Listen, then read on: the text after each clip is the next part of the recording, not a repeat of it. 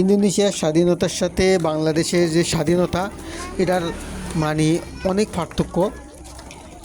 বাংলাদেশের স্বাধীনতা দিবসটাকে আসলে একটা গেমের মতন মনে হয়, যে যে যত বেশি ব্যানার দিতে পারবে, যত বড় ফুল দিতে পারবে, তার রাজনৈতিক শক্তি অনেক বড়।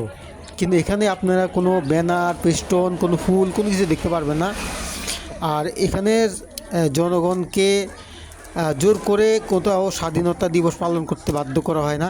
সবাই তারা নিজের দায়িত্বে আসে এবং ঈদের মতন মনে করে। কিন্তু বাংলাদেশের ক্ষেত্রে জোর করে নিয়ে যায়,